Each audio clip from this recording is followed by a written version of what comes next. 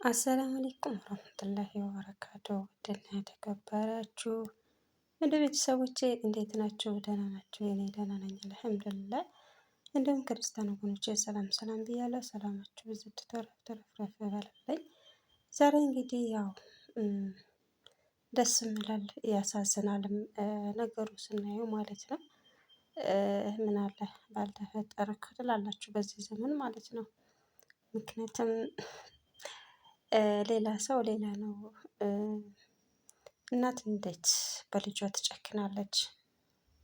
ከባሏ ጋር ተጨምራ መቼም ቢሆን ያው ባል ባዳ ነው።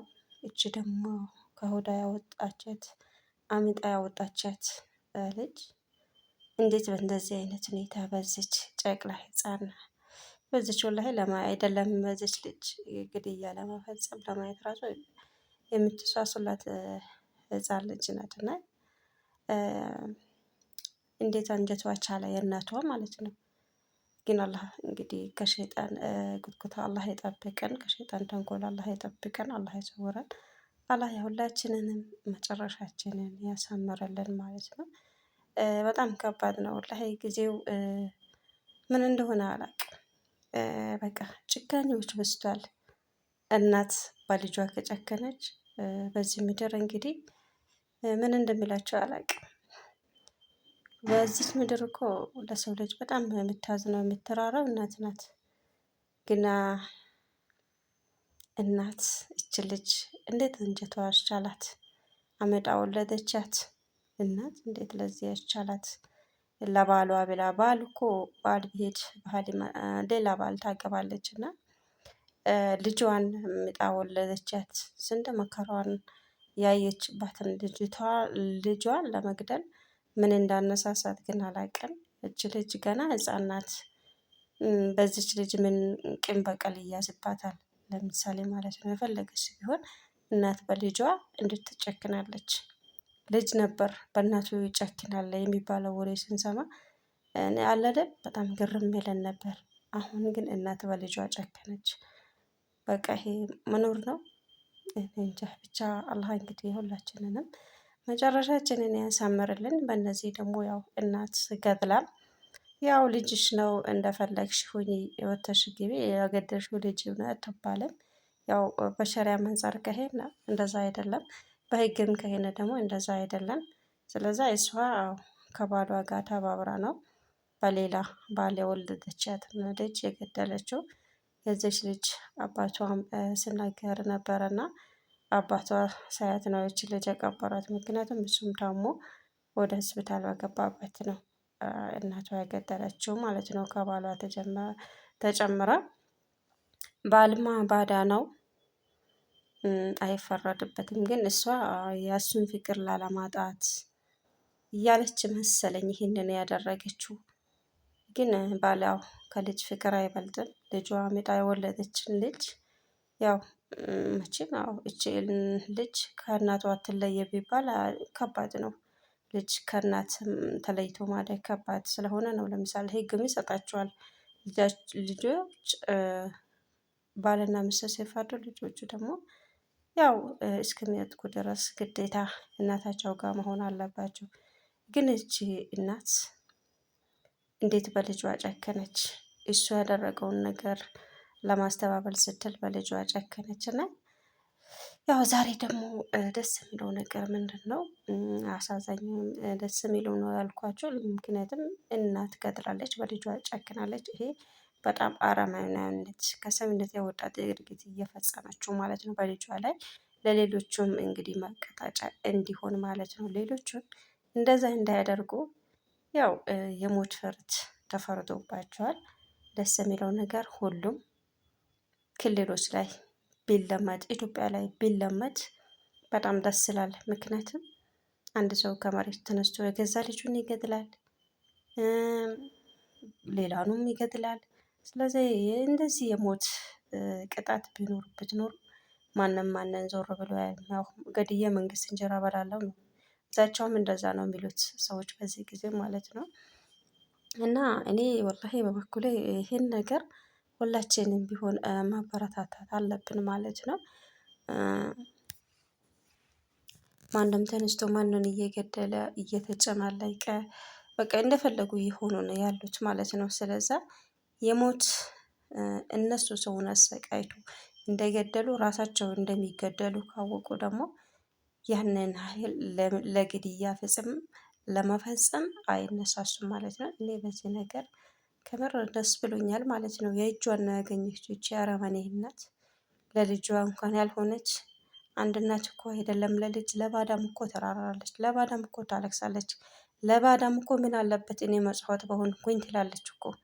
እቺ ግን ወላሂ ምን አይነት አረመኔ እንደሆነች አላቅምና ይሄንን ዱብዳ ማለት ነው ላለማጣት ስትል እንግዲህ ይችን መሰለች ጨቅላ ህፃንን እንግዲህ ገድላለች ከሱ ተባብራ። በጣም አረመኔና በጣም ጨካኝ ሴት ናትና እንደዚህ አይነቶች ደግሞ አለ አይደል? እነሱ ናቸው ለሌሎቹም ትምህርት እየሰጡ ያሉት እና ለሌሎቹም በቃ አንዳንድ ሰው አለ አይደል? በቃ ልቡ የሚወሳወስ በመጥፎ ነገር በተንኮሎች የተሞላ ሰው በቃ ይሄንን ሲያይ ደግሞ እሱም ለመግደል በቃ ገድዬ እኔም የመንግስት እንጀራ እበላለሁ የሚለው ውስጡ ላይ ይጭርበታል ማለት ነው። ያንን እንዳያስቡ ደግሞ ይቺ እናት ልጇን ገድላ እሷን መኖር የለባትም። ይቺ ልጅ ገና ጨቅላ ምንም ነገር ያላየች ምንም ነገር የማታውቅ የራሷን እንኳን ኃላፊነትና ራሷ የማትወስድ የ11 አመት ህፃንን ገና ወላጅ አባቷ ሳያት ገድላ እንትን ማድረጓ በጣም አረመኔ ሴት ናት። አሁን ከሱ እንኳን ብትጣላ የገዛ ልጇን እንዴት ምናልባት ከሆነ የዚህ ልጅ አባቱ እንኳን ቢበድላት እንኳን ማለት ነው የፈለገም ነገር ቢሆን እንኳን ልጇን እንዴት በእንደዚህ አይነት ሁኔታ ታደርጋለች? ልጇን እንዴት ትገድላለች? አሁን የሰው የተባለ እኛ አላየሁም አላየንም። ሶሻል ሚዲያ የሚወራው አንዱ እውነት ነው፣ አንዱ ውሸትም ነው። እቺ ልጅ ተደፍራለች። የተደፈረችውን ለባሏ ለማሸፈን ስትል ነው ሁለታቸውም ይሄንን ያደረጉት እየተባለ ነው። እና እሷ ልጅቷ ተደፍራ የተደፈረችው ደግሞ በባሏ እንዳይጋለጥ ነው ይሄንን ያደረገችው። የእሷ ባል መድፈሩን እንዳይታወቅበት እሱን ከጎኗ እንዳታጣ ልጇን ከጎኗ መውጣት መረጠች ናት። በጣም ከባድ እኮ ነው ወላሂ ጊዜ ምን አይነት ጊዜ እንደሆነ አላውቅም። ምን አይነት ከዚህ የባሰ ነገር ምን ይመጣል ብለን እናስባለን። ብቻ ያው የኛ ኢትዮጵያኖች ብዙ ጊዜ ተለመደ። ሁሌ ማልቀሰን አይናችን አንብቶ ልባችን ተሰብሮ ከንፈራችንን መጠን እናልፈዋለን። እሱን ደግሞ ትንሽ ቆይቶ ደግሞ አሁንም በጣም አሳዛኝና ልብ ሰባሪ ይመጣል ማለት ነው። ያንም ያው ከንፈራችንን መጠን እያለፍን አሁን ደግሞ ምንድነው ክፉ ነገርን ማየት ጭካኔ የተሞሉባቸው ነገሮችን ማየት ለማየት ነው ማለት ነው። እኔ ወላሂ ነው የሚላችሁ ለምደናል። ሌላ ጊዜ በቃ እንደዚህ ያደረጉ ሲባል በጣም ነበር ለምሳሌ የሚጨናነቁ የነበረው። ግን አሁን እየለመድኩት መሰለኝ መጣሁኝ። ግን እኔ እንደዚህ እናት በልጇ ጨከነች፣ አባት በልጁ ጨከነ። አባትማ አባት ነው። ግን እናት እንዴት አሚጣ ወልዳ ለዚህ ደርሳ ለፍታ ደክማ አንድ እናት ልጇን ለማሳደግ ብዙ መስዋዕትነት ትከፍላለች። ግን እቺ አሁን ምን አይነት አንጀት ቢኖራት ነው ልጇ ከባዳ ባሏ ጋር ነገ እንኳን አልፈለገሽም ብሎ ሌላ ሚስት ጋር ለሚሄድ ባል ከሆዷ ያወጣቻት ልጅቷን ለማቀጠል ምን እንዳነሳሳት አላውቅም። እና ይሄ ምንድነው ጊዜው እንደተቀየረ ሰውም ልቡ ድንጋይ እንደሆነ በቃ ነው የሚያሳየው። እና አላህ እንግዲህ የሁላችንም መጨረሻችንን ያሳምርልን። ከእንደዚህ አይነት ተንኮል ከእንደዚህ አይነት የሰውን ህይወት ከማጥፋት አላህ ይጠብቀን። ከተንኮሎች ሁሉ አላህ ይጠብቀን ማለት ነው። በሰላም ወጥተን በሰላም የምንገባ ያደርገን። እስቲ ሁላችንም ዱአ እናደርግ። ወላሂ በቃ አለ አይደል በጣም ነው የሚያስፈራው ማለት ነው። በጣም ነው የሚያስፈራው ጊዜው። አንድ እናት በልጇ ጨከነች ማለት አሁን በዚህ ምድር እኔ እንጃ ሰው በሰላም ቢኖር ራሱ አይመስለኝም። እኔ ራሱ አሁን በጣም እያስፈራኝ ነው። ነገሩን ቆሞ ብለን ሳየው የሰው ጭካኔ፣ የሰው አረመኔነት፣ የሰው አውሬነት፣ የሰው ራስ ወዳጅነት እኔ እንጂ ምን እንደሚል ራሱ አንዳንዴ ግራ ያጋባኛል ማለት ነው። ለማንኛውም እንኳን ደስ አላችሁ። ሌላችሁ ነው ዛሬ በዚህ ቪዲዮ የመጣሁት። በልጇ መሞት አዝኛለሁ። ግን ያው እናትም በጭካኔ በተሞላበት መንገድ የልጇን ህይወት አሳልፋለች።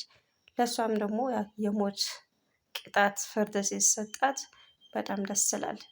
ማንኛውም ሰው ሰውን ገድሎ የሰውን ህይወት አጥፍቶ የሰውን ነፍስ አጥፍቶ እስር ቤት ቁጭ ብሎ መቀለብ የለበትም። እስር ቤት አፋር ብሎና የማንን ገንዘብ ነው የሚበሉት? የሰውን ህይወት አበላሽቶ ለትውልድ መጥፎ ነገርን አስተምሮ እነሱ ደግሞ 25 20 አመት እንደዚህ በቃ 25ም ሳይጨርሱ 10 አመት ሳይጨርሱ ምህረት አዋጅ ተደረገላቸው ብሎ የሰውን ህይወት አጥፍቶ የምህረት አዋጅ የሚደረግላቸው ምን አይነት ነው? ሰርቆ ነው? ስህተት ሆኖ ነው? ግን ሆን ብሎ የሰውን ነፍስ ላጠፋ ሰው ለምንድነው ምህረት የሚደረግለት? ለምንድነው እስር ቤትም ለ10 አመት ለ15 አመት የሚታሰሩት? ስለዛ እነሱ ሰውን እንዳሰቃዩ እነሱም ተሰቃይቶ መሞት አለባቸው ብዬ እኔ አስባለሁ ማለት ነው። እና በቀጣይ በሌላ ቪዲዮ በአዲስ ርዕስ እስከምንመጣ ድረስ ባላችሁበት አላህ ይጠብቃችሁ ይጠብቀን። ከእንደዚህ አይነት ተንኮል ሁላችንም አላህ ይሰውረን። ሰላም አለይኩም ወረህመቱላሂ ወበረካቱ።